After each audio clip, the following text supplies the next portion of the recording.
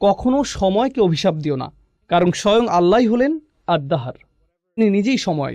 আল্লাহ নিজেকে সময়ের ঊর্ধ্বে হিসেবে বর্ণনা করেছেন। অতএব সময়কে অভিশাপ দিবেন না। এটা আসলে একটা ঐশ্বরিক গুণ। সুতরাং আমাদের কখনো এমন বলা উচিত নয় যে আরে ভাই সেদিন একটা খারাপ দিন ছিল, কিংবা এটা একটা বাজে বছর। সময়ের ব্যাপারে এরকম বিশেষণ ব্যবহার করা হয়। রাসূল সাল্লাল্লাহু আলাইহি সাল্লাম খুব পরিষ্কার ভাষায় এমন করতে নিষেধ করেছেন। অতএব একভাবে এটা বোঝা যায়, এবং সেটা হলো আল আসর হুয়াদ-দাহার। আল্লাহ আসরের কসম করেছেন, আর এর প্রায় একই অর্থ হচ্ছে আদ-দাহার, যা কোরআনে এসেছে। অতএব এটা তাৎপর্যপূর্ণ, এটা গুরুত্ববহ, এমন কিছু যা আলোচনার দাবি রাখে। অন্যভাবে বললে আল্লাহ মানবজাতির প্রতি সময়ের গুরুত্বের ব্যাপারে দৃষ্টি আকর্ষণ করেছেন। এটা একটা অর্থ। দ্বিতীয় অর্থ হলো আমরা শপথের উদ্দেশ্য বিধিও নিয়ে আলোচনা করছি। আরবি পরিভাষায় এটা হলো মুকসাম বিহি, মুকসাম আলাইহি। আমি এর দ্বারা যা বুঝেছি তা হলো, খুব সংক্ষেপে বোঝানোর চেষ্টা করি। কেউ বলল আমি আল্লাহর নামে শপথ করছি যে আমি এই কাজটি করিনি। এটা একটা বড় বাক্য। আমি আল্লাহর নামে শপথ করছি যে আমি এই কাজটি করিনি। এখানে শপথের বিধেয় হলো আল্লাহ শব্দটি। তাহলে উদ্দেশ্য কি? আমি কাজটি করিনি। তাহলে এখানে একটা উদ্দেশ্য, অপরটি বিধেয়। এই সূরাতেও শপথের একটা বিধেয় রয়েছে, সেটা কি?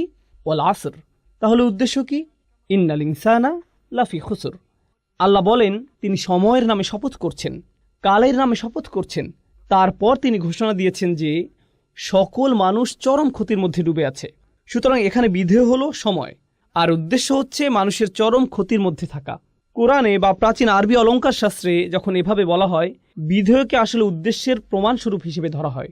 একে এভাবেই দেখা হয়, বিধেয় হলো উদ্দেশ্যের প্রমাণ, এটা হলো উদ্দেশ্যের দলিল।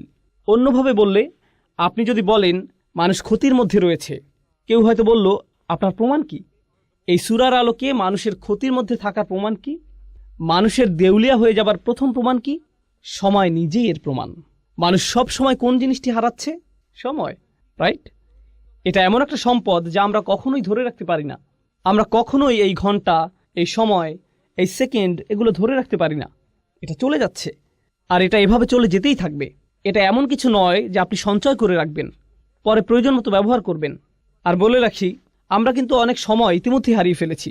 আপনি আপনার জীবনের পেছনের দিকে তাকালে দেখতে পাবেন আপনার জীবনে অনেক সুযোগ ছিল যা আপনি কাজে লাগাননি।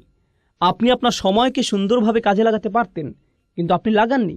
আপনার এই সুযোগ ছিল, সেই সুযোগ ছিল, কিন্তু আপনি পুরোপুরিভাবে আপনার সময়কে কাজে লাগাননি। সুতরাং সময়ের আফসোস আপনি ইতিমধ্যেই করেছেন, কিন্তু আপনার এই আফসোস থেকে শিক্ষা নিয়ে ভবিষ্যতে একে ভালোভাবে কাজে লাগানোর ব্যাপারে মনোযোগী হতে হবে। কিন্তু এখানে আল্লাহ দুটো জিনিসকে একসাথে জুড়ে দিয়েছেন। মানবজাতির ক্ষতির ব্যাপারটি যার সাথে জুড়ে আছে সেটা হলো সময়, যা অপরটির প্রমাণস্বরূপ। সূরা আসরকে বোঝার আরেকটি উপায় হলো, আমরা একটু পরে ইমাম শাফির মন্তব্য পড়ব। সূরা আসর দিয়ে বিভিন্ন জাতির প্রাণ বোঝানো হয়েছে। কোনো জাতির পুরো সময়কালকে উল্লেখ করে এটা। কোনো জাতির উত্থান পতন কিভাবে হয় আপনারা জানেন। কোনো জাতির উত্থান পতন কিভাবে হয় আপনারা জানেন। অতএব যখন আল্লাহ ওয়াল আসর শব্দটি ব্যবহার করেন, তিনি শুধু একটা দিনের সময় বোঝাননি, বা কোনো একজন মানুষের জীবনকেই নয়, বরং একটা জাতির পুরো সময়কে বুঝিয়েছেন। আর কোনো জাতির এই উত্থান পতনই হলো এর প্রমাণ যে মানুষ ক্ষতির মধ্যে নিমজ্জিত আছে। ইতিহাস নিজেই মানুষের ক্ষতিতে ডুবে থাকার একটা প্রমাণ। ওয়াল আসর ইন্নাল ইনসানা লাফি খুসর, এটা দিয়ে আল্লাহ এটিই বুঝিয়েছেন। আরও সামনে আগালে আমরা মুকসাম বিহি, মুকসাম আলাইহি এর আরও একটা উদাহরণ দেখতে পাই। এখানে শপথের বিধেয় হচ্ছে এর উদ্দেশ্যের একটা সাক্ষী। এটা কিছুটা ভিন্ন ব্যাপার। আমরা দুটি বিষয়ের কথা বলেছি। বিধেয় হলো উদ্দেশ্যের প্রমাণ, এটা একটা ব্যাপার। দ্বিতীয় বিষয় হচ্ছে বিধেয় হচ্ছে উদ্দেশ্যের একটা সাক্ষী। অন্যভাবে বলতে গেলে আল্লাহ উদ্দেশ্যের বিপরীতে একটা সাক্ষী নিয়ে আসলেন। সূরা আসরকে আমরা এভাবে বুঝতে পারি, আল্লাহ সময়কে কোনো কিছুর সাক্ষী হিসেবে এনেছেন। কিসের সাক্ষী হিসেবে এনেছেন? এটাই যে কোনো সন্দেহ ছাড়াই মানুষ ক্ষতির মধ্যে আছে। এর মানে কি? এর মানে সমগ্র মানবজাতি। মুফাসসিরদের সরাসরি মন্তব্য পড়লে এটা আরও পরিষ্কার হবে, কিন্তু এখন আমরা এটা সংক্ষেপে বুঝতে পারি। আমরা মানুষেরা বিভিন্ন বিষয়ের দিকে দৌড়াই। আমরা এমন বিষয়ের প্রতি দৌড়াই যাতে আমাদের জীবনের আসল উদ্দেশ্যই হারিয়ে যায়। এই সূরার আগের সূরাটিতে এই বিষয়ে আলোকপাত করা হয়েছে, আলহাকুম আত-তাকাসুর। এটা আপনাকে ভ্রষ্ট করে, মাত্রাতিরিক্ত চাওয়া, প্রয়োজনের অতিরিক্ত চাইতে থাকা। এটা আপনাকে আপনার আসল উদ্দেশ্য থেকে ভ্রষ্ট করে। বেশিরভাগ মানুষই ভুল জিনিসের পেছনে দৌড়াতে গিয়ে আসল উদ্দেশ্যের প্রতি উদাসীন।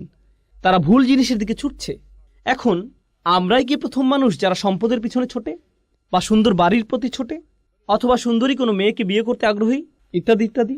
যাই হোক, আমরাই কি প্রথম মানুষ যারা এসবের পেছনে ছুটছে, নাকি পূর্বের মানুষেরাও এসবের পেছনে ছুটেছে? তারাও ছুটেছে, তারা এগুলোকে সফলতা ভেবে এসবের পেছনে ছুটেছে। যখন তারা এগুলো পাবে তারা সফল হবে। আর আল্লাহ সময়কে সাক্ষী হিসেবে নির্ধারণ করেছেন, যাতে আমরা দেখি পূর্ববর্তীরা এসবের পেছনে ছুটেছে আর ব্যর্থ হয়েছে। অন্যরা এসেছে, তারাও এসবের পিছনে ছুটেছে এবং ব্যর্থ হয়েছে। পরের লোকেরাও এসেছে এবং একই কাজ করেছে। হাজার বছর ধরে শত শত প্রজন্মের লোকেরা একের পর এক এই একই কাহিনী চলে আসছে। আল্লাহর এক অসাধারণ সৃষ্টি এইসব ঘটনা অবলোকন করছে। এটা একের পর এক এসবের সাক্ষী হয়েছে, আর আমাদের বেলায়ও এমনটা ঘটেছে। অন্যভাবে বললে মানবজাতির করুণ পরিণতির সাক্ষী হচ্ছে সময়। পরিশেষে আল আসর শব্দটির ব্যাপারে বলবো, আমরা এর ভাষাগত বিশ্লেষণে গেলে এটা আরও পরিষ্কার হবে, তবে আমরা এখনও এর সারাংশ পর্যালোচনা করছি।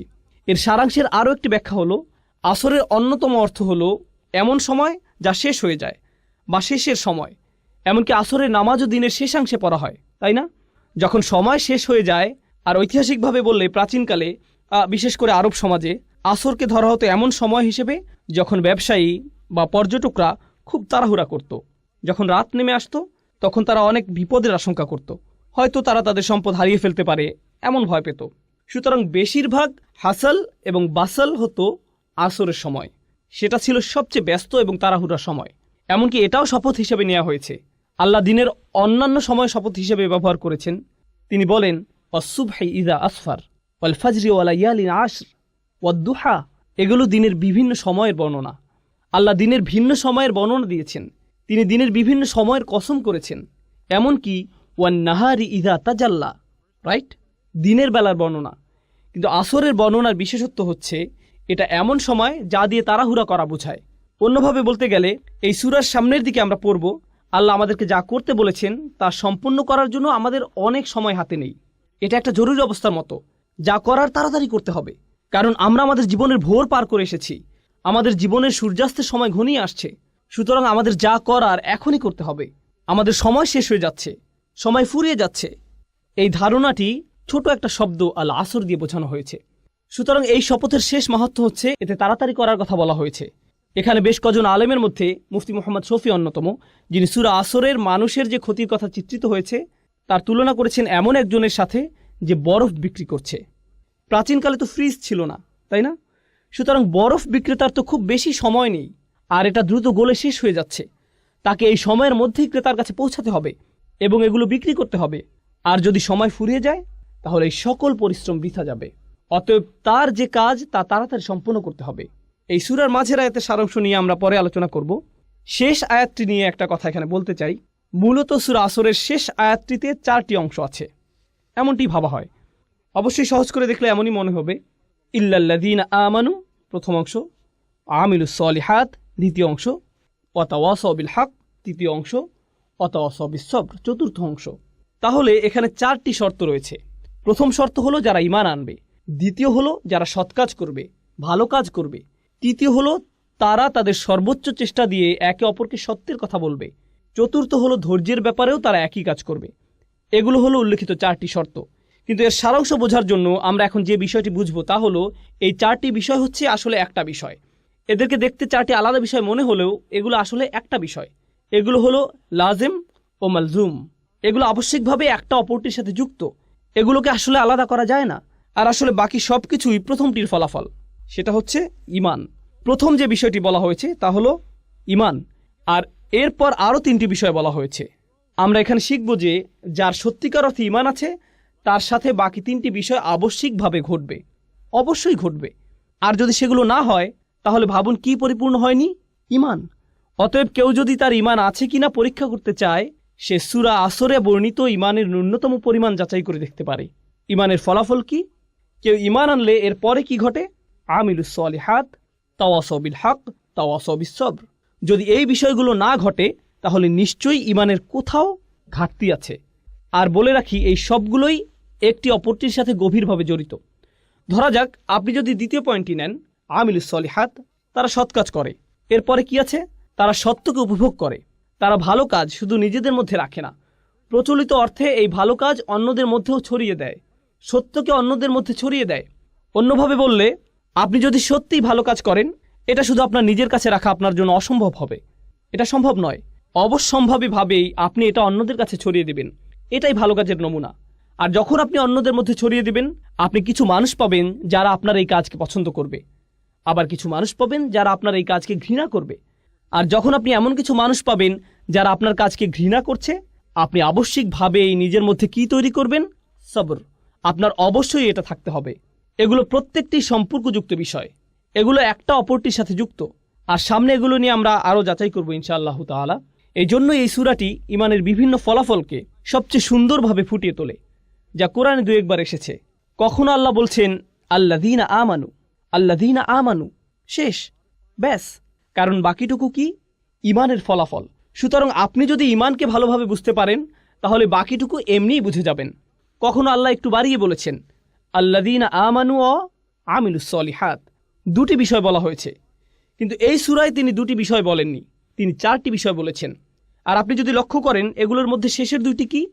তাওয়াসাউ বিল হক, তাওয়াসাউ বিস সবর। এগুলো হলো মূলত কাজের বর্ণনা, এগুলো কাজ।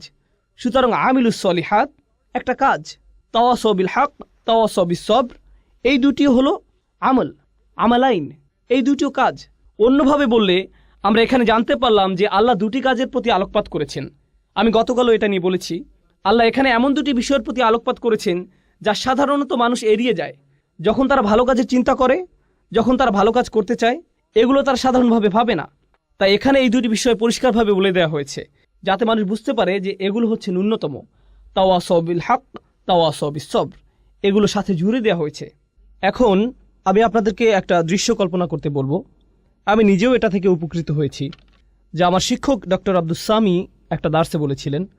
ডক্টর ইসরারও এটা নিয়ে বিস্তারিত আলোচনা করেছেন। আমার কাছে এটা খুবই উপকারী মনে হয়েছে।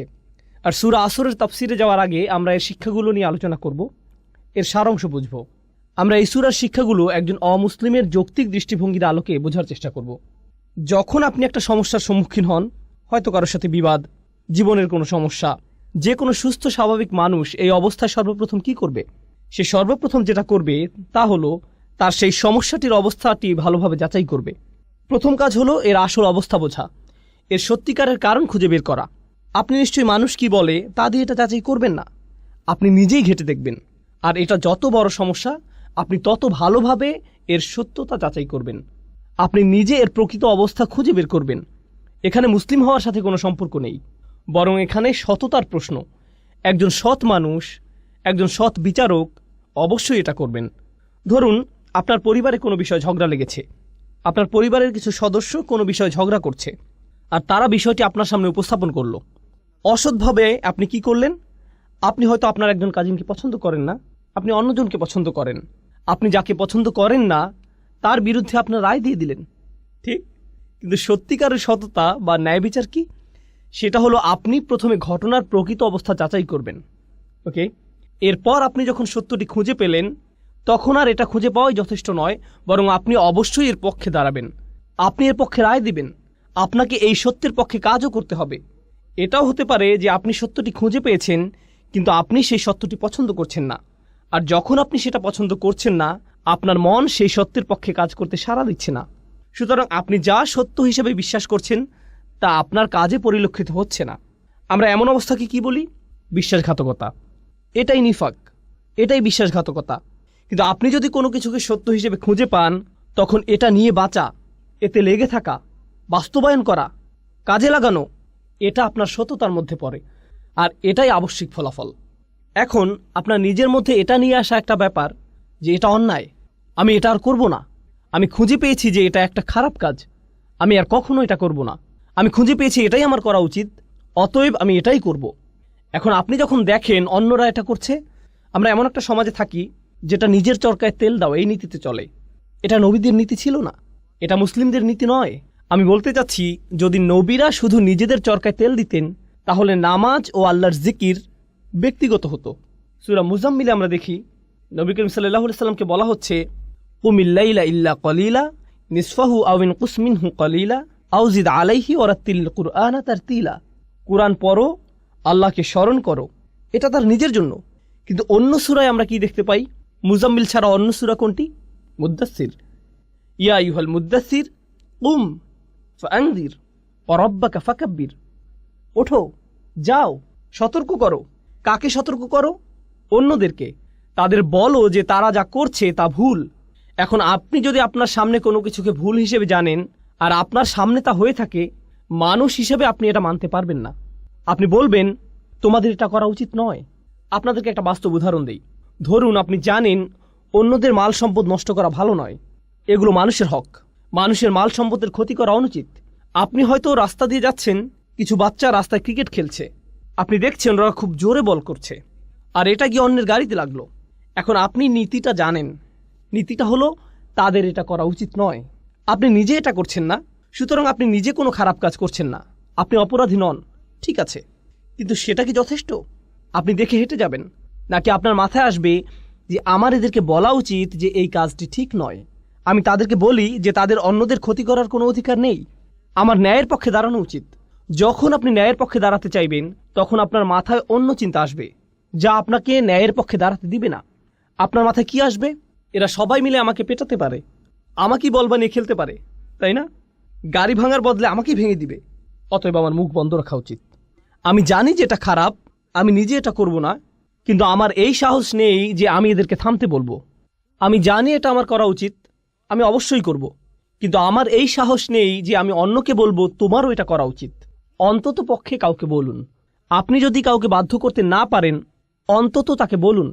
এখন ব্যাপার হচ্ছে, একজন সৎ মানুষ, একজন সাহসী মানুষ শুধু নিজে সেই কাজ থেকে বিরত থেকেই ক্ষান্ত হয় না, তারা কি করে?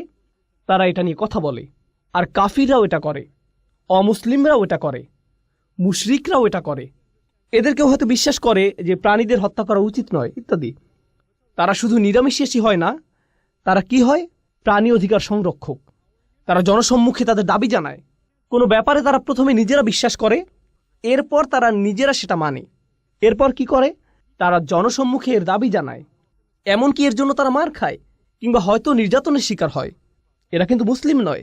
যারা এমন কিছু করার সিদ্ধান্ত নিয়েছে, সবার জন্য একই প্রক্রিয়া। এগুলো কোথা থেকে এসেছে? এগুলো সবই তাদের বিশ্বাস থেকে এসেছে। তাদের বিশ্বাস খুবই শক্তিশালী হয়ে থাকে, এতটাই যে তাদের আচরণ এতে বদলে যায়। শুধু আচরণই বদলে ক্ষান্ত হয় না, এমনকি তারা এটা নিয়ে কথাও বলে। আর যখন তারা এটা নিয়ে কথা বলে, নানান সমস্যায় পড়ে, তারা ধৈর্য ধরে, মনে প্রাণে ধৈর্য ধরে, তারা লেগে থাকে। যাই হোক না কেন, আমরা এটা আদায় করবই। সুতরাং এই পুরো প্রক্রিয়াটা শুরু হয় বিশ্বাস থেকে। এখানে বলে রাখি, শুধু ইসলামেই এমন হয় না, বরং যে কোনো আদর্শের ক্ষেত্রে এটা প্রযোজ্য। কমিউনিস্টরা এমন করেছিল, টিএনএম স্কোয়ারের ছাত্ররা এমন করেছিল, ইরানিরা এমন করেছিল। যখন তারা শাহদের বিপক্ষে জিতেছিল, তারা প্রথমে বিশ্বাস করেছে, তারা নিজেদের পরিবর্তন করেছে, তারপর তারা এর পক্ষে দাঁড়িয়েছে, এটা নিয়ে কথা বলেছে। যখন কোনো সমস্যায় পড়েছে, তারা ধৈর্য ধরেছে। এমনকি অমুসলিমদের ইতিহাসেও তাকালে গান্ধীর বিপ্লব সম্পর্কে দেখতে পারেন, একই ধারণা, একই যৌক্তিক মূলনীতি। বলে রাখি, মুসলিমদের কথা বাদ দিলাম, অমুসলিমদের মধ্যেও যখন কেউ এমন প্রচেষ্টা করে, যারাই এই নীতি অবলম্বন করেছে, এর অনুসরণ করেছে, তারাই ইতিহাসের নায়ক হিসেবে আবির্ভূত হয়েছে। যে এই নীতি মেনে নিয়েছে, ইতিহাসের নায়ক হিসেবে গণ্য হয়েছে। মার্টিন লুথার কিং বা যেই হোক, তাদেরকে ইতিহাসের সেরা মানুষ হিসেবে দেখা হয়, কারণ তারা তাদের বিশ্বাসে লেগেছিল আর তারা ন্যায়ের পক্ষে দাঁড়িয়েছিল। যে কোনো মূল্যেই হোক না কেন, তাদের জন্ম মৃত্যুদিন পালিত হয়, তাদেরকে নিয়ে বই লেখা হয়েছে, ভাস্কর্য করা হয়েছে। এসবই করা হয়েছে কারণ তারা যে দেশ বা সংস্কৃতি থেকে আসুক না কেন, এটা হলো সততার প্রতি মানুষের সম্মান। কিন্তু ভাবুন, আপনি কোনো কিছুর জন্য লড়াই করছেন যা মূলত পরিপূর্ণ নয়। ইতিহাসের মহান মানুষেরা এর জন্য লড়াই করেছেন, তাদের চেষ্টা সংগ্রাম অনুসরণীয়। তারা এই লড়াইয়ে তাদের জীবন দিয়েছেন, যা হয়তো সত্যের পক্ষে, কিন্তু এটা কেবল সত্যের একটা ক্ষুদ্র অংশ, এটা পরিপূর্ণ নয়। কিন্তু আল্লাহ আমাদেরকে সত্যের পুরোটাই দিয়েছেন। তাহলে তারা যদি সত্যের ক্ষুদ্র একটা অংশের জন্য এতটা ত্যাগ করতে পারেন, আপনি কি এই সকল মানবাধিকার কর্মীর সাথে একজন মুসলিমের তুলনা করতে পারেন? একজন মুসলিমের কতটা ত্যাগের জন্য প্রস্তুত থাকা উচিত? আর তারা যদি নিজেকে পরিবর্তনে এতটা সচেষ্ট হয়, তাহলে একজন মুসলিমের নিজেকে পরিবর্তনে কতটা সচেষ্ট হওয়া উচিত? তারা যদি কোনো দাবি আদায়ে এতটা সোচ্চার হয়, তাহলে একজন মুসলিমের কতটা সোচ্চার হওয়া উচিত? তারা যদি কোনো একটা অন্যায়ের বিরুদ্ধে এতটা প্রতিবাদ জানাতে পারে, একই সাথে তাদের বিশ্বাসে একাগ্র থেকে সত্যের পক্ষে দাঁড়াতে পারে, কথা বলতে পারে, তা যে কোনো মূল্যেই হোক না কেন, আল্লাহর জন্য একজন মুসলিমের তার চেয়ে কতটা বেশি সোচ্চার হওয়া উচিত? কাফিরদের মধ্যেও ইমানের গুণ থাকতে পারে, তারা সবরের ক্ষেত্রে এতটাই দৃঢ় হয়ে দাঁড়াতে পারে, এমনকি একজন মুসলিমের চেয়েও। এজন্য সূরা আল ইমরানের শেষে আল্লাহ বলছেন, ইয়া আইয়ুহাল্লাযীনা আমানু ওয়াসবিরু ওয়াসাবিরু ওয়ারাবিতু ওয়াত্তাকুল্লাহ। তোমরা যারা বিশ্বাস স্থাপন করেছ, যারা নিজেদেরকে ধৈর্যশীল বলে দাবি করো, তোমরা ধৈর্যে প্রতিযোগিতা করো।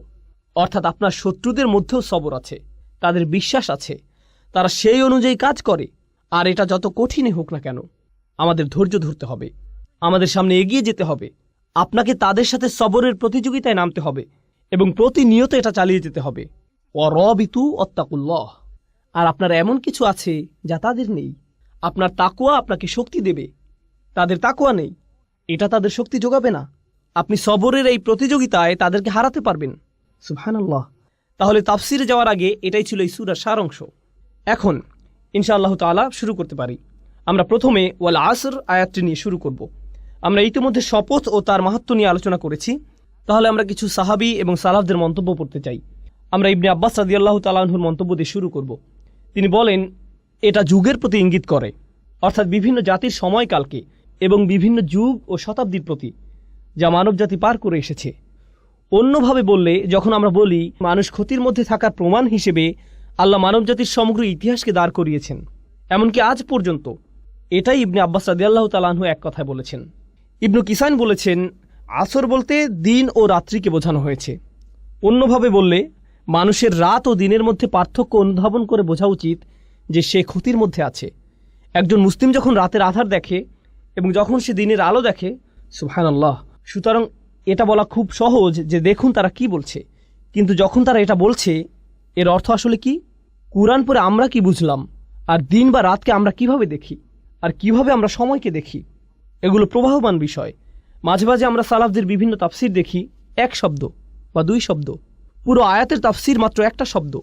কিন্তু আপনি যদি সেই শব্দটি নিয়ে চিন্তা করেন, আপনি বুঝতে পারবেন এই মানুষগুলো কতটা গভীর জ্ঞানের অধিকারী ছিলেন।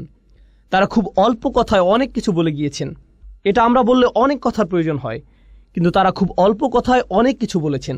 তাদের ভাষা ছিল অলঙ্কারপূর্ণ। এরপর একইভাবে হাসান আল বসরি বলেছেন, এটা দিনের শেষাংশ থেকে সূর্যাস্ত পর্যন্ত সময়কে বোঝানো হয়েছে। এখানে আসরের শুরু থেকে সূর্যাস্ত পর্যন্ত সময়কালকে বোঝানো হয়েছে, যা আমি আপনাদেরকে আগেই বলেছি যে প্রাচীনকালে এই সময় অনেক ব্যস্ততা এবং তাড়াহুড়া থাকত। এটা দিয়ে একটা যুগের পরিসমাপ্তিও বোঝানো হয়। মানে হচ্ছে এক একটা দিন এক একটা যুগের মতো, অতএব একটা যুগের শেষ। এটা দিয়ে মূলত বোঝানো হয় যে মানুষের জীবন মূলত মৃত্যুর কিনারায়। মানুষ তার জীবন শেষ হওয়ার কিনারায় দাঁড়িয়ে, ঠিক যেভাবে সূর্যের আলো নিভে যায় আর অন্ধকার নেমে আসে। আপনার এই দুনিয়াবী জীবনটাও শেষ হওয়ার পথে, আর আপনি মৃত্যুর দিকে এগিয়ে যাচ্ছেন। বিষয়টিকে এভাবে ভাবুন, তাহলেই আপনি নিজের মধ্যে ব্যস্ততা নিয়ে আসতে পারবেন। কাতাদা রাদিয়াল্লাহু তাআলা আনহু বলেন, এটা হলো দিনের শেষ ভাগ। দুজনেই মন্তব্য করেছেন যে এটা হলো আসরের নামাজ। আসর সম্পর্কে তাদের অভিমত হলো এটা হচ্ছে সালাতুল আসর। আর এটা মূলত তাফসির করার একটা পদ্ধতির আলোকে বলা হয়। সেটা হলো, যখন আল্লাহ কোনো কিছু নিয়ে কসম করেন, তার অর্থ এটা অবশ্যই কোনো পবিত্র বিষয়। কসম করার কয়েকটি অর্থের মধ্যে এটা অন্যতম। এই পদ্ধতির আলোকে তারা বলেছেন আসরের নামাজ হলো পবিত্র। কিভাবে এটা পবিত্র?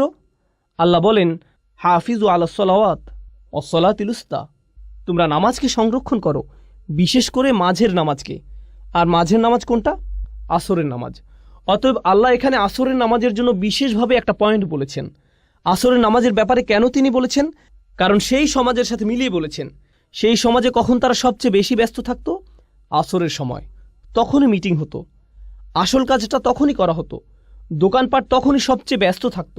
যখন দোকানপাট সবচেয়ে বেশি ব্যস্ত থাকে, তখন সেটা বন্ধ করে নামাজে দাঁড়ানো সবচেয়ে কঠিন হয়, তাই না? যখন কোনো গুরুত্বপূর্ণ মিটিং হয়, ঠিক তখনই আসরের সময়, যাতে তাদের দুনিয়াবী কাজ তারা বাদ দিয়ে নামাজে দাঁড়াতে পারে। তাই আল্লাহ এখানে কসম করে বলছেন যে যদি তারা এটা না করতে পারে, তারা চরম ক্ষতির মধ্যে পড়ে যাবে। সুবহানাল্লাহ। তারপরে আইসার তাফসিরে আমরা দেখি, এখানে বলা হয়েছে আদ-দাহরু কুল্লুহু, আসর দিয়ে পুরো সময়কে বোঝানো হয়েছে। আর শাব্দিক বিশ্লেষণে আমরা দেখতে পাই এতে আছে আদ-দাহর ও আল আসর। সূরা ইনসানে আল্লাহ বলছেন, হাল আতা আলাল ইনসানি হিনুম মিনাদ দাহর। এখানে দাহর শব্দটি ব্যবহৃত হয়েছে, আর এই সূরায় আসর শব্দটি ব্যবহৃত হয়েছে। অতএব আমরা এই দুইটি শব্দের মধ্যে পার্থক্য বুঝতে পারলাম। যাই হোক, আইসার তাফসিরে সময়কে বা সময়ের কিছু অংশকে বোঝানো হয়েছে। এখানে সময়ের অংশ বলার কারণে কিছু কিছু মুফাসসির বলছেন আসর বলতে এখানে নবীজি সাল্লাল্লাহু আলাইহি সাল্লামের জীবনকালকে বোঝানো হয়েছে। তারা একে এভাবে ব্যাখ্যা করেছেন, কারণ কোরআনের অন্যান্য জায়গায় আল্লাহ নবীজির জীবনের শপথ করেছেন লা উমরুকা, তিনি নবী সাল্লাল্লাহু আলাইহি সাল্লামের জীবনকালে শপথ করেছেন। তাই তারা এখান থেকে এই অর্থ নিয়েছেন যে যখন আল্লাহ বলেন ওয়াল আসর, তার অর্থ এটা দিয়ে নবীজি সাল্লাল্লাহু আলাইহি সাল্লামের জীবনকে বোঝানো হয়েছে। অন্যভাবে বললে শেষ নবীর জীবনকে পুরো মানবজাতির জন্য এমনভাবে পাঠানো হয়েছে, যদি তারা তাকে অনুসরণ না করে তবে তারা ক্ষতির মধ্যে পড়ে যাবে। এ দুটোর মিল বুঝতে পারছেন? কারণ এটা হচ্ছে এই পৃথিবীর সূর্যাস্তের সময়ের মতো, সূর্যাস্ত হওয়ার মতো ঘটনা। তিনি হচ্ছেন শেষ নবী। শেষ নবীর আগমন এই পৃথিবীর শেষ হওয়ার জন্য অনেক বড় একটা নিদর্শন, আর তার জীবনটাই মানুষের এই চরম ক্ষতির অনেক বড় একটা প্রমাণ। সুতরাং এভাবে তারা আল আসর শব্দটির ব্যাখ্যা করেছেন। এরপরে আল জুজাজি বলেন অর রব্বিল আসর। আসলে মুফাসসিরদের মধ্যে কিছু কিছু মুফাসসির এভাবে ব্যাখ্যা করেছেন, যখন আল্লাহ তাআলা কোনো সৃষ্টি নিয়ে কসম করেন তারা ধরে নেন রব শব্দটি মাহযুফ, এর আগে রব ধরে নিতে হবে। সুতরাং তিনি বলেন আমি সময়ের স্রষ্টার নামে শপথ করছি। যখন আল্লাহ বলেন ওয়াল ফাজর, এই মুফাসসিরগণ এর ব্যাখ্যা করেছেন অরব্বিল ফাজর ওয়াদ্দুহা অরব্বিদ দুহা, এভাবে তারা এগুলো ব্যাখ্যা করেছেন। ইতিহাসে কিছু মুফাসসির এমনটি সব সময় করে গেছেন। যদিও এই মতটি সংখ্যায় নগণ্য, তবু আমি এটা আপনাদের সাথে শেয়ার করা জরুরি মনে করি, কারণ এটাও আহলে সুন্নাহ ওয়াল জামাতেরই অংশ, এটা আমাদের ইতিহাসেরই অংশ। যাই হোক, সবশেষে ইবনে কাসির রাহমাহুল্লাহ বলেন এটা দিয়ে পুরো সময়কে বোঝানো হয়েছে, যাতে আদম আলাইহিস সালামের সন্তানদের যে কোনো কাজ সংঘটিত হয়েছে, তা হোক ভালো কাজ বা মন্দ কাজ। আর এই ভালো মন্দ উল্লেখ করে তিনি বলতে যাচ্ছেন যে মানুষ যাই করে তার বেশিরভাগই কি হয়, খারাপ না ভালো। যেহেতু তারা খারাপ কাজটাই বেশি করে, তাই তারা ক্ষতির মধ্যে আছে। সময় দিয়ে বোঝানো হয়েছে তাদের দুটো করারই সামর্থ্য আছে, কিন্তু তারা যেহেতু বেশি খারাপ কাজ করে তাই তারা ক্ষতির মধ্যে আছে। এখন আমরা শুধু আসর শব্দটির শাব্দিক বিশ্লেষণ দেখব। আসর শব্দটি একটা ক্রিয়ামূল থেকে এসেছে, যার মূল শব্দ হলো আসরাহু আও ইতাসারাহু, দুটি ব্যবহৃত হয়েছে। ইফতিয়াল একই সাথে সুলাসি মুজাররাদও ব্যবহৃত হয়েছে, যার শাব্দিক অর্থ হলো তিনি চাপ দিয়েছেন, চিপে বের করেছেন, নিংড়ে নিয়েছেন। এমন কোনো কাপড়ের কথা ভাবুন যা পানিতে চুবানো ছিল, আপনি সেটাকে তুলে এমনভাবে নিংড়ে নিলেন যাতে সমস্ত পানি বের হয়ে আসলো। এভাবে এটা ব্যবহৃত হয়েছে। ফল দিয়ে ওটা বোঝা যেতে পারে, আপনি এমনভাবে ফল চাপ দিলেন যাতে এর সমস্ত রস বের হয়ে আসলো। আরবিতে রস বলা হয় আসিরকে, আর এর কিয়ামুল হলো ইতাসারাহু। উদাহরণস্বরূপ ইতাসারাত তুফাহ, এর মানে হচ্ছে সে আপেলের রস বের করে ফেলল, কোনো কিছু নিংড়ে বের করা। এটা হচ্ছে প্রথম অর্থ। আসরা সাওবান, সে কাপড় থেকে পানি বের করে ফেলল। এরপর কোরআনে আমরা পাই অফিহি ইয়াসিরুন, এটা হলো মুদারে। এভাবেও কোরআনে এসেছে অফিহি ইয়াসিরুন, তারা এ থেকে জুস বের করে নিল। যেভাবে তারা আগের কালে আঙুর বা জলপাই জাতীয় ফল থেকে মদ বানাতো, এখানে সে চিপে বের করা বলতে এরকম বোঝানো হয়েছে, যেভাবে রস বের হয়ে আসে। একজন কবি বলেন আমাদের নেতাদের মধ্যে কেউ যদি আপনার মতো এভাবে চিপে বের করে দিত, মানে হচ্ছে এক গোত্রের একজন অন্য গোত্রের নেতার কাছে গিয়ে কিছু টাকা পয়সার আশা করত। সে টাকা পয়সা পাওয়ার আশায় তাকে গিয়ে বলতো আপনার এত টাকা আছে, আপনি যা খরচ করেন তা তো কেবলমাত্র কিছু বিন্দুকণা, এই ধনভাণ্ডারের পুরোটাই আপনার আছে। আমার আশা আমাদের নেতারাও আপনার মতো এভাবে টাকা খরচ করত, যদি আমরা তার কিছু বিন্দুকণা উপভোগ করতে পারতাম। আসলে সে তাকে প্রশংসা করত যাতে সে কিছু টাকা পেতে পারে। এটাই কাব্যের বৈশিষ্ট্য। এই কবিতাগুলো পড়ার সুবিধা হচ্ছে এ থেকে আপনি তৎকালীন আরবের ভাষার ব্যবহার সম্পর্কে ধারণা পাবেন। এতে আমরা বুঝতে পারবো আল্লাহ তৎকালীন আরবের মানুষের সাথে কি ভাষায় কথা বলেছেন, কারণ এটাই তাদের ভাষা, এই ভাষাতেই তারা কথা বলে। এরপরে আমরা দেখি আসরাত শব্দের ব্যবহার। প্রাচীন আরবের একটা চমৎকার শব্দ। এটা এমন নারীকে বোঝাতে ব্যবহৃত হয়েছে যে তার পূর্ণ যৌবনে পা দিয়েছে, কেউ তার যৌবনের শেষ অবস্থায় পড়েছে, তখনই আসরাত স্ত্রীবাচক শব্দ ব্যবহৃত হয়েছে। অথবা এমন মেয়ের ক্ষেত্রে যে প্রাপ্তবয়স্ক হয়েছে, তখনও আসরাত শব্দের ব্যবহার হয়েছে। এখানে আমরা পাই মেঘেরা এমন অবস্থায় পৌঁছেছে যাতে বাতাস এসে তাদের নিংড়ে দিয়ে যায়। এটা একটা ছবির মতো ভাষা। মেঘগুলো কাপড়ের সাথে তুলনা করা হয়েছে, যা এমনভাবে চিপড়ানো হয় যাতে বৃষ্টি ঝরে পড়ে। কুরআনেও আমরা এই শব্দের ব্যবহার দেখতে পাই। ও আনজালনা মিনাল মুসিরাতি, একই শব্দ। ও আনজালনা মিনাল মুসিরাতি মা আন সাজ্জাজা, একই মূল শব্দ ব্যবহৃত হয়েছে। আমরা মেঘমালা সৃষ্টি করেছি যা নিংড়ে বের করা হয়, অর্থাৎ বাতাসে এরা একে অপরের সাথে ধাক্কা খায়, এভাবে এগুলো চাপ খায় এবং বৃষ্টি পড়ে। এই আয়াতে এরকম চিত্র আমরা দেখতে পাই। আমি আপনাদের আগেও বলেছি, আমি এখন বলছি এটা কোথা থেকে এসেছে। শরহে শাফিতে শিহাব লিখেছেন আসর হচ্ছে এমন একটা সময়কাল যখন কেউ মারা যায়, অথবা এমন সময়কাল যা ইতিহাসে দেখা যায় যখন কোনো জাতি বিলুপ্ত হয়, যখন কোনো জাতি ধ্বংস হয়। এটা আমি আপনাদেরকে শুরুতে বলেছিলাম। এমন সময় যখন তাড়াহুড়া করা হয়, কিংবা এমন সময় যাতে মানবজাতির করুণ পরিণতি ঘটে। আসরের সাথে এই দুটি অর্থই সম্পৃক্ত। পরিশেষে আমরা আরও কিছু দেখি, যেমন মা ফাআলতুহু আসরান। এটা বলতে বোঝানো হয় আমার কাজটি যখন করা উচিত ছিল আমি তখন করিনি। সুতরাং আসর হচ্ছে এমন সময় যাতে আপনার কোনো কিছু করা উচিত।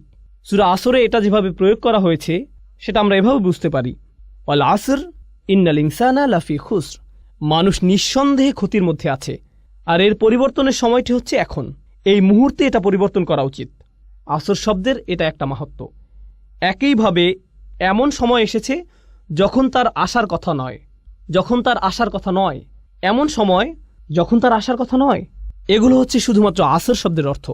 আমাদেরকে সময়ের প্রতি গুরুত্ব দেওয়ার কথা বলা হয়েছে, যা প্রতি মুহূর্তে আমাদের কাছ থেকে হারিয়ে যাচ্ছে।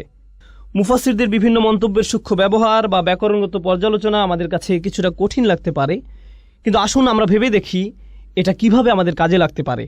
আমাদের দিনে 24 ঘন্টা সময় আছে। এর মধ্যে কয় ঘন্টা আমরা ঘুমিয়ে কাটাই, কয় ঘন্টা আমরা কাজ করি, কয় ঘন্টা আমরা দুনিয়ায় সঞ্চয়ের কাজে ব্যবহার করি, হয়তো দুনিয়ার বিল পরিশোধ করার কাজে, কিন্তু কয় ঘন্টা আমরা আখিরাতের বিল পরিশোধ করার কাজে ব্যবহার করি, কয় ঘন্টা আমরা আল্লাহর হিসাব নিকাশের সামনে দাঁড়ানোর জন্য নিজেদের প্রস্তুত করি। এখানে বাৎসরিক একটা হিসেব আপনাকে দিতে হবে, কিন্তু আসল হিসাব সামনে আসছে, যেখানে আমাদের প্রত্যেকটি কাজের হিসাব আমাদের দিতে হবে। আমি এটা সবসময় বলে থাকি। এই সূরায় আসর শব্দটির ব্যবহারের তাৎপর্য হলো এখানে একটা দিনের অংশ বোঝানো হয়েছে। আল্লাহ আমাদেরকে আমাদের পুরো জীবনকে তুলে ধরেছেন, যদিও এটা কেবলমাত্র একটা দিন, মাত্র একদিন। আপনি যদি একদিনের জন্য আপনার জীবনকে পরিবর্তন করতে পারেন, তাহলে আপনি আপনার জীবনকেই পরিবর্তন করলেন। কারণ অনেকেই জানেন, অনেকে এখানে ফুল টাইম চাকরি করেন, অনেকে ফুল টাইম ছাত্র, অনেকে সবসময় বাসায় থাকেন। এই দিনগুলো প্রায় একই রকম হয়ে থাকে, একই কাজ, একই রুটিন, একই কাজ বারবার করতে হয়। তাহলে আপনি যদি আপনার দিনের একটা অংশকে পরিবর্তন করতে পারেন, আপনি আসলে আপনার জীবনের একটা অংশকে পরিবর্তন করলেন। আপনি আপনার জীবনের অংশই পরিবর্তন করলেন, আর এই পরিবর্তন করার সময়টা চলে যাচ্ছে। আমি আপনাদের একটা পরামর্শ দেব, এটা তাফসির নয়, বরং আমার নিজের পরামর্শ। তা হলো, রমজানে আমরা আমাদের পরিবর্তন করি, আমরা ঈদের সময় বিভিন্ন পরিবর্তন আনি, আমরা বিশেষ কোনো অনুষ্ঠানে আমরা আমাদের নিত্যকার রুটিনের পরিবর্তন আনি, হয়তো পরিবারের কোনো সদস্যদের মৃত্যুতে, হয়তো সন্তান জন্মের উপলক্ষে, ইত্যাদি কারণে আমরা এই পরিবর্তনগুলো আনি। এরপরে আমরা আবার আমাদের রুটিনে ফিরে যাই, কারণ আমাদের কোনো তাড়াহুড়া কাজ করে না। আপনি দেখবেন, আপনি কখনো বলবেন না, আমি আগে ঠিক 9টায় কাজে যেতাম, আমি এভাবে কিছুদিন গিয়েছি, কিন্তু এখন আমি কিছুটা অলস হয়ে পড়েছি, এখন আমি 10টায় বা 11টায় যাই। আপনি এমন বলবেন না, কারণ আপনি জানেন যে আপনি তাহলে বরখাস্ত হবেন। আপনি জানেন যে আপনাকে সেখানে সময় মতো থাকতেই হবে। আসলে আপনি নিজেকে এমনভাবে তৈরি করেছেন যেখানে আপনাকে সময় মতো থাকতেই হবে।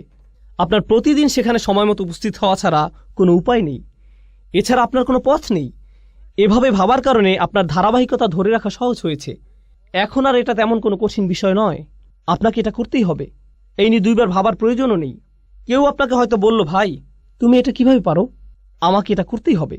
কিভাবে পারি জানি না, আমাকে শুধু এটা এভাবেই করতে হয়। আমরা যদি সত্যিকার অর্থে বিশ্বাস করি, যেভাবে আমরা বিশ্বাস করি যে আমরা যদি সময় মতো উপস্থিত হতে না পারি তাহলে আমরা চাকরি হারাবো, আমরা যদি সত্যি সত্যি বিশ্বাস করি আমরা একটা ক্ষতির দিকে এগিয়ে যাচ্ছি, আর এখানে এমন কিছু আচরণ আছে যা আমাদের মধ্যে আনতে হবে, যেমন নামাজে নিয়মিত হওয়া, উদাহরণস্বরূপ খারাপ কাজ থেকে বিরত থাকা। যদি আমরা সত্যিই বিশ্বাস করি যে আমাদের আচরণে পরিবর্তন না হয় তাহলে আমরা ক্ষতির মধ্যে পড়ে যাব, যেভাবে আমরা চাকরি হারাই। আপনি দেখবেন, কোনো ইমিগ্রেশন অ্যাপয়েন্টমেন্টের জন্য মানুষ দেরি করে না, সেখানে মানুষ 2 ঘন্টা আগে গিয়ে বসে থাকে। তারা হয়তো আগের রাত থেকে প্রস্তুতি নিয়ে বসে থাকে, কারণ হয়তো সেখানে ভোরে 6টায় যেতে হবে, তাই হয়তো সে রাতে ঘুমাবেও না, সে আগে আগে যাবে, কারণ সে নিজেকে জানে সে যদি দেরি করে তাহলে সে ক্ষতির মধ্যে পড়ে যাবে। আমরা যদি সত্যিকার অর্থে বিশ্বাস করি যে এমন আচরণ আমাদেরকে ক্ষতির মধ্যে নিয়ে যাবে, তাহলে একটা দিন পরিবর্তন করা আসলে পুরো জীবনকে পরিবর্তন করাই খুব সহজ হয়ে যায়। কিন্তু কখন এটা সহজ হয়? যখন সেখানে বিশ্বাস থাকে। এজন্যই যখন আল্লাহ খুসর নিয়ে বলছেন, সর্বপ্রথম কোন ব্যতিক্রম নিয়ে তিনি বলছেন? কারা? যারা বিশ্বাস করে। এটা কিন্তু সাধারণভাবে বলা নয়, আচ্ছা যারা বিশ্বাস করলো তারা বেঁচে গেল। না, আমরা এখানে এমন সাধারণ বিশ্বাসের কথা বলছি না। এটা হচ্ছে সত্যিকার গভীর আস্থা। আমি যা করছি তা সরাসরি আমার সফলতার সাথে যুক্ত, সরাসরি আমার ব্যর্থতার সাথে যুক্ত। তার চেয়ে ভালো আমি আমাকে পরিবর্তন করি, তার চেয়ে ভালো আমি তাই করি যা আমার করা উচিত। এটা শুধুমাত্র আসর শব্দে এমন বোধ আসা উচিত। এটা যেভাবে চিপে বের করে দেয়, নিঃশেষ করে দেয়, আর আমার এত সময় নেই। এখানে যারা ছাত্র আছেন, আপনারা হয়তো কোনো অ্যাসাইনমেন্ট আছে আর আপনি সেটা ভুলে গিয়েছেন, আর সময় চলে যাচ্ছে। একজন ছাত্রের মধ্যে তখন যে ধরনের তাড়াহুড়া দেখা যায়, ফাইনাল পরীক্ষার আগে যে ধরনের ব্যস্ততা দেখা যায়, ট্যাক্সের সময় একজন অ্যাকাউন্টেন্টের মধ্যে যে ধরনের ব্যস্ততা দেখা যায়, যে ব্যস্ততা আপনি দেখবেন, উদাহরণস্বরূপ আপনি যদি কাজে দেরি করেন, আপনি বাসায় যে ধরনের আচরণ করবেন, আপনার আচরণ পুরো পাল্টে যাবে। আপনি কোনোভাবেই দেরি করতে চাইবেন না। আপনি সবার সাথে এমন আচরণ করবেন যেন কাউকে আপনি পাত্তা দেন না। আপনি সকালের খাবার কিছুরই তোয়াক্কা করছেন না, আপনি চলে যান, কারণ আপনার ব্যস্ততা আছে। আপনি জানেন যে আপনি যদি না যান তাহলে আপনি সমস্যায় পড়বেন। আপনি পুরোপুরি জানেন। আমাদেরকে এই আস্থা নিজের দিনের ব্যাপারেও আনতে হবে। আপনার বস যদি আপনাকে বলে, আমি কসম করে বলছি তোমার সমস্যা হবে, যদি আপনার বস এটা বলে, সে যদি বলে আমি কসম করছি, সে হয়তো অফিসে আসলো, সে আপনাকে নির্দিষ্ট করে বলল না, সে বলল প্রত্যেক কর্মচারীর বিশাল ক্ষতি হবে, আমি কসম করছি তোমাদের প্রত্যেকেরই ক্ষতি হবে, এবার অনেক বড় লোকসান হবে। আপনি কি মনে করেন সে যখন চলে যাবে আপনাদের মধ্যে কি কেউ বলবে হ্যাঁ হ্যাঁ আমার কিছু হবে না, আমি ঠিক আছি? না, সে নির্দিষ্ট করে কিছু বলেনি। সে বলেনি কিছু কর্মচারীর ক্ষতি হবে, সে বলেনি ওই যে তার ক্ষতি হবে। তিনি বলেছেন প্রত্যেকেরই ক্ষতি হবে, আপনাদের সবার ক্ষতি হবে। আর আপনারা অচিরে লক্ষ্য করবেন যে সময় চলে যাচ্ছে, ক্ষতির সময় এগিয়ে আসছে। আপনারা খুব শীঘ্রই বুঝতে পারবেন যে আপনারা কতটা ক্ষতির মধ্যে আছেন। এখন যখন আপনি এটা শুনবেন, এই দুনিয়ায় আপনার জন্য একটা ব্যস্ততা কাজ করবে। আপনার মনে হবে, ও আল্লাহ, আমার এখন কি করা উচিত? তিনি কি করতে চান? তিনি কেন রেগে আছেন? এমন কিছু কি আছে যা আমরা করছি না? এখন চিন্তা করুন, যখন আপনার একটা চাকরি থাকে, বলে রাখি আমি আপনাদের এই উদাহরণগুলো দিচ্ছি যাতে আপনারা এই সূরাটি আরও ভালোভাবে বুঝতে পারেন ইনশাআল্লাহ। মুসলিমের জীবনে এটা একটা গুরুত্ববহ সূরা। এটা একজন মুসলিমের জন্য এমন একটা উপহার যা আল্লাহ মাত্র 3টে আয়াতের মাধ্যমে দিয়েছেন, যা আমাদের জীবনকে পরিবর্তন করে দিতে পারে। তিনি আমাদেরকে পুরো কোরআন মুখস্থ করতে বলেননি, শুধু সূরা আসরটা মনে রাখবেন। সুবহানাল্লাহ, দেখবেন এটা কিভাবে আপনার জীবনকে পরিবর্তন করে দেয়। এখন চিন্তা করুন, আপনি একটা চাকরি পেলেন, আপনার বস আপনাকে বলল তোমার কাজ 4টি। প্রতিদিন আপনার কয়টি কাজ আছে? 4টি। মাঝে মধ্যে আপনার বস আপনাকে এমন কাজ দিবে যা আপনি খুব সহজেই পারবেন, আবার মাঝে মধ্যে আপনার এমন কাজ থাকবে যা আপনার করতে ভালো লাগবে না। কিন্তু যেহেতু আপনি এই চাকরিটি করছেন, আপনার কয়টি কাজ করতে হবে? সবগুলোই। আপনার হয়তো 2টি করতে ভালো লাগে, কিন্তু আপনাকে 4টিই করতে হবে।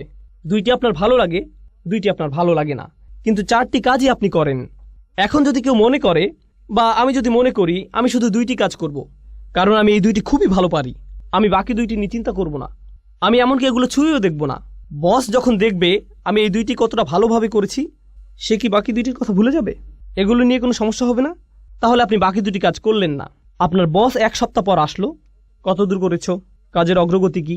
আমি প্রথম কাজ 2টি শতভাগ করেছি। ও আচ্ছা, বাকি 2টির কি অবস্থা? আসলে আমি এই 2টি করব না, কিন্তু দেখুন আমি এই প্রথম 2টি কত ভালোভাবে করেছি। এই লোকের কি অবস্থা হবে? আপনাদের কি মনে হয়, সে কি তার চাকরিটা ধরে রাখতে পারবে?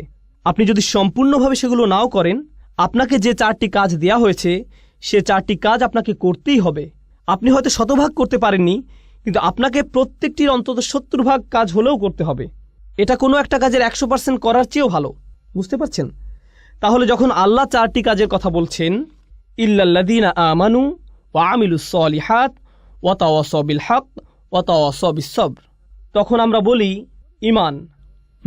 আমাদের ঈমান নিয়ে কাজ করতে হবে, কিছু ভালো কাজ। আর আর বাকিগুলো, ওগুলো তো আলেমদের জন্য, ওগুলো শায়েখদের কাজ, ওগুলো দায়ীদের কাজ, ওগুলো অন্যরা করবে, এগুলো আমার কাজ নয়। তাহলে আপনি এখানে কি করছেন? আল্লাহ বলেন এই 4টি কাজ যারা করবে না তাদের প্রত্যেকেই বিশাল ক্ষতির মধ্যে আছে, কিন্তু আপনি শুধু 2টা করছেন, বা 1টা বা 3টা। ব্যাপারটা এমনই, আপনি এর মধ্যে থেকে বাছাই করছেন যে আপনাকে ক্ষতির মধ্যে নিয়ে যাবে, এর কোনো ফলাফল পাবেন না। এই সূরার মাধ্যমে এমন দৃষ্টিভঙ্গি আমাদের তৈরি করতে হবে। আমি আজকে আরও 10 মিনিট নেব, সম্ভবত আমাদের তৃতীয় একটা সেশনের প্রয়োজন হবে ইনশাআল্লাহ তাআলা। আমি ভেবেছিলাম হয়তো আমাদের 3টা সেশন লাগতে পারে, ওয়ালিল্লাহিল হামদ। আচ্ছা, এখন একটু ইন্নাল ইনসানা লাফি খুসর এটা নিয়ে কথা বলা যাক। প্রথমত, ইন্না শব্দটি আরবি ভাষায় ইন্না দিয়ে কেবলমাত্র নির্দিষ্টতা বোঝায় না, বরং এমন লোকদের প্রতি ইঙ্গিত করে যারা আপনার কথায় সন্দিহান। ইন্না শব্দটির মাধ্যমে এখানে ইন্নাল ইনসানা লাফি খুসর এই আয়াতের মাধ্যমে আমরা বুঝতে পারি যে বেশিরভাগ মানুষ যখন এটা শুনে কি করে? তারা অবিশ্বাস করে। তারা ভাবতে পারে না যে এতটা খারাপ হতে পারে। এটা আসলে এত খারাপ হতে পারে না। আপনি খুবই হতাশাজনক কথা বলছেন। এটা এত খারাপ নয় ভাই। তাই আল্লাহ আপনাকে সুনিশ্চিত করে বলছেন অবশ্যই এটা এমনই। ইন্না ভাষাগতভাবে এটা ইজালাতিশ শাক, এটা সন্দেহ দূর করার জন্য ব্যবহৃত হয়েছে। তার মানে এই সন্দেহ আগে থেকেই ছিল। আপনি হয়তো ভাবছেন এটা কাফিরদেরকে বলা হচ্ছে। কিছু কিছু মুফাসসির বলছেন আল ইনসান আই আল কাফির, কিন্তু কিছু কিছু মুফাসসির আবার এর বিপক্ষে শক্ত প্রমাণ উপস্থাপন করেছেন। কিভাবে? কারণ এর শেষের ইল্লা দিয়ে ব্যতিক্রম বুঝিয়েছে। কারণ আল্লাহ এখানে পুরো মানব জাতির ব্যতিক্রম উল্লেখ করেছেন। যদি তিনি এখানে কাফিরদেরকে বুঝাতেন তাহলে ব্যতিক্রম উল্লেখ করার প্রয়োজন হতো না। কাফির তো কাফিরই, কিন্তু যেহেতু এখানে ইল্লা দিয়ে ব্যতিক্রম বোঝানো হয়েছে সেহেতু এখানে প্রত্যেকটি মানুষকে আলাদাভাবে বোঝানো হয়েছে। এখন আমরা ইনসান শব্দটি সংক্ষেপে বুঝতে চাই। ইনসান শব্দটি আমরা আগেও পড়েছি, কারণ এই শব্দটি আগেও বহু সূরায় এসেছে। ইনসান শব্দটির কয়েকটি মূল আছে। এর মধ্যে একটা হলো নিসিয়ান, মানে হলো ভুলে যাওয়া। অর্থাৎ মানুষকে মনে করানো প্রয়োজন যে সে খুব ভয়াবহ ক্ষতির মধ্যে আছে, কিন্তু পরক্ষণেই কি ঘটে? সে ভুলে যায়। আপনি খুতবা শুনেন, আপনাকে স্মরণ করানো হয়, আপনার চিন্তা আসে আর আপনি ভাবেন ভাই আমার কাজের ব্যাপারে সচেতন হওয়া প্রয়োজন। আর যখন আপনি মসজিদের পার্কিংয়ে হয়তো কোনো গাড়ি দেখলেন, আপনি সব ভুলে গেলেন। ইনসান, আল্লাহ মানুষকে এই পৃথিবীতে পাঠানোর আগে এই মানুষের ব্যাপারে এটা বলে দিয়েছেন। আলাস্তু বিরব্বিকুম ক্বালু বালা শাহিদনা। সূরা আরাফে তিনি বলেন, আমি কি তোমাদের প্রভু নই? আমরা বলেছিলাম হ্যাঁ অবশ্যই আপনি আমাদের প্রভু, আমরাই এর সাক্ষী। আমরা পৃথিবীতে আসার আগেই আল্লাহকে এই সাক্ষী দিয়ে এসেছি যে তিনি আমাদের প্রভু। আর এখন আমরা ভুলে গিয়েছি, আমাদের মনে নেই। আমরা লা ইলাহা ইল্লাল্লাহ বলার গুরুত্ব হারিয়ে ফেলেছি। মুহাম্মদ রাসূলুল্লাহ সাল্লাল্লাহু আলাইহি সাল্লাম এই বলার শক্তি হারিয়ে ফেলেছি, আমরা ভুলেই গেছি। সুতরাং ইনসান শব্দটি এখানে ফার্দদের সমর্থক হিসেবে এসেছে, আলাদা ব্যক্তি। আর নাফস লোকটি, কিছু শব্দ আছে যেগুলো সমর্থক, আল বাশার মানুষ, আর নাস, কিন্তু এখানে এসেছে ইনসান। এর দুইটা তাৎপর্য আছে। একটা হলো আমাদের ভুলে যাওয়ার প্রতি ইঙ্গিত, আর দ্বিতীয় হলো ইনসান শব্দটি দিয়ে আলাদা ব্যক্তি বোঝায়, যা হলো ইসমে জিন্স। এর মাহাত্ম্য হলো এই শব্দটি দিয়ে দুটি বিষয় বোঝানো হচ্ছে। এটা সমগ্র মানব জাতিকে সম্পৃক্ত করে, আবার একই সাথে এটা একক বোঝায়। এখানে শিক্ষণীয় একটা বিষয় আছে। ইনসান শব্দটির ব্যাপারে ছোট একটা বিষয় বলে আজকে শেষ করব ইনশাআল্লাহ। তা হচ্ছে দায়িত্বের ব্যাপ্তি নিয়ে। মনোবিজ্ঞানে দায়িত্বের ব্যাপ্তি বলে একটা কথা আছে। এখানে যারা আছেন আমি আপনাদের সহজ করে বাড়ির উদাহরণ বা একটা ক্লাসরুমের উদাহরণ দিব। আমার বাসায় আমার বাচ্চারা আছে, আলহামদুলিল্লাহ আমার 5 জন সন্তান আছে। তারা সারা বাড়ি ছুটাছুটি করে। আমি যখন বাসা থেকে বের হয়ে যাই তখন যদি বলি দুষ্টুমি করো না, এটা বলে যদি দরজা বন্ধ করে দিই, আমি শুধু বললাম দুষ্টুমি করো না, তারা কি দুষ্টুমি করবে না? করবে। এটাই হচ্ছে দায়িত্বের ব্যাপ্তি। কিন্তু আমি দরজা খুলে যদি বলি হুসনা তোমার বোনকে জ্বালাবে না, ওয়ালিয়া দেয়ালে আঁকবে না, হুদা চিৎকার করবে না, আহমেদ ঘুমাতে যাও, আমি যদি নির্দিষ্ট করে বলি তাহলে কি তারা তাদের দায়িত্বের ব্যাপারে বেশি সচেতন হবে না? অবশ্যই। যদি আমি সাধারণভাবে বলি তাহলে কি হবে? এটা নিশ্চয়ই অন্য কারো ব্যাপারে বলছে, তাহলে আমি ঠিক আছি। বুঝতে পারছেন? শিক্ষক ক্লাসে বললেন, ছাত্ররা হয়তো অনেক চেঁচামেচি করছে, শিক্ষক বললেন সবাই চুপ করো, সবাই কি চুপ করবে? কিন্তু শিক্ষক যদি একজনকে নির্দিষ্ট করে বলেন, বাকিদের জন্য উদাহরণ তৈরি করেন, সবার চিৎকার বন্ধ। বলে রাখি শিক্ষকদের জন্য এটা একটা ভালো পরামর্শ। আপনি একজনকে বলবেন করিম তুমি কি এভাবে কথা বলতেই থাকবে? একজনকে বলেন, সবার তখন কি হবে বলুন তো? সবাই চুপ। কেন? আপনি নির্দিষ্ট করে বলেছেন। এখানে দায়িত্বের কোনো প্রসারণ নেই, এখানে কোনো ভাগ নেই। আর বেশিরভাগ সময়ই যখন কাউকে দায়িত্ব দেয়া হয় সে ভাবে এটা গুরুত্বপূর্ণ, কিন্তু অবশ্যই অন্য কেউ আছে যে এটা করতে পারে। হ্যাঁ, এখানে সমস্যা আছে। ধরুন শিক্ষক ক্লাসে প্রবেশ করলেন, এসে বললেন তোমরা বিশাল সমস্যায় পড়তে যাচ্ছ। এটা কিছুটা ভয়ের, কিন্তু আমি যদি করিমকে বলি করিম তুমি জানো না তুমি কতটা সমস্যায় পড়তে যাচ্ছ, এটা কি করিমের জন্য অনেক বেশি ভয়ের না? অবশ্যই, তাই না? তাহলে এখানে যদি বলা হতো ইন্নান নাস আলা ফি খুসর, মানুষ ক্ষতির মধ্যে আছে, এটা একরকম। কিন্তু এখানে এসেছে ইন্নাল ইনসানা লাফি খুসর, প্রত্যেক এক এবং একক আলাদা ব্যক্তি ক্ষতির মধ্যে নিমজ্জিত আছে। তাহলে যখন কেউ এই আয়াতটি শুনবে তার কার ব্যাপারে ভাবা উচিত? তার নিজের ব্যাপারেই। অন্যদের কথা বাদ, অন্যরা এখানে আসবে না। আমি নিজেই বিশাল ক্ষতির মধ্যে আছি, আমার এই মুহূর্তে অন্য কারো ব্যাপারে ভাবা উচিত না, আমার শুধু নিজের কথাই ভাবা উচিত। যখন নিজেদের আমল প্রসঙ্গে আসে যা বিচারের দিনে আমাদেরকে বাঁচিয়ে দিতে পারে, এখানে কোনো ছাড় দেওয়া যাবে না। সেদিন মা তার সন্তানকে চিনবে না, মা তার সন্তানকে চিনবে না। রাসূল সাল্লাল্লাহু আলাইহি ওয়াসাল্লাম বাদে অন্য সব নবীই বলবেন আমি তোমাদের জন্য সুপারিশ করতে পারবো না, অন্য কোথাও যাও। তোমাদের দেওয়ার মতো আমার কাছে কিছুই নেই। এটা এমন একটা দিন যেদিন ভাই ভাইয়ের কাছ থেকে দূরে সরে যাবে। সবচেয়ে ভালো বন্ধু আর সেদিন বন্ধু থাকবে না। ইয়াউমা ইয়াফিরুল মারউ মিন আখিহি ওয়া উম্মিহি ওয়া আবিহি ওয়া তাকাত্তাআত বিহিমুল আসবাব। সবচেয়ে ভালো বন্ধু আর সেদিন বন্ধু থাকবে না। ওয়া তাকাত্তাআত বিহিমুল আসবাব। ইয়াউমা ইয়াফিরুল মারউ মিন আখিহি ওয়া উম্মিহি ওয়া আবিহি। আপনি আপনার পরিবারকে এতটাই ভালোবাসেন। এখানে বলে রাখি, মাঝে মধ্যে মানুষের ভালোবাসার কারণে আমরা খুবই খারাপ কাজ করে ফেলি। আমরা সত্যিকারই খুব খারাপ কিছু করে ফেলি।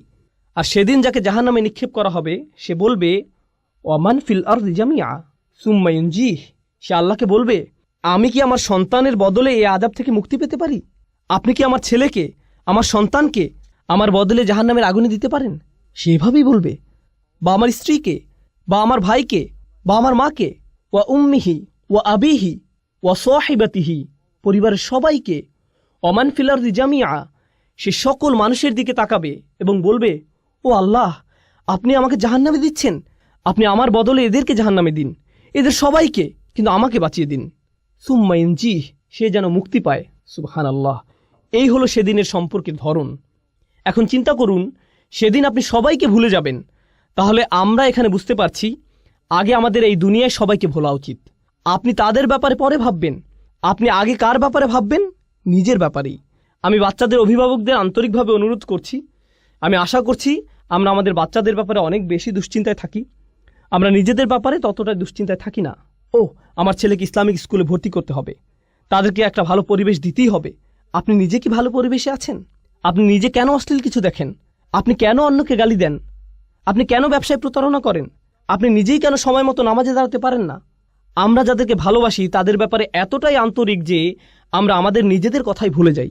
সুবহানাল্লাহ। আপনি কি তাকে এটা বলতে পারেন, সেটা বলতে পারেন? তারা ইমামদের কাছে আসেন, আলেমদের কাছে আসেন, আপনি কি আমার সন্তানকে উপদেশ দিবেন? কেন, আপনার নিজের কি কোনো উপদেশ প্রয়োজন নেই? ও রিয়েলি? কারণ আমার মনে হয় আপনি যদি আপনার সন্তানকে বড় করেন, সবার প্রথমে আপনার উপদেশের প্রয়োজন।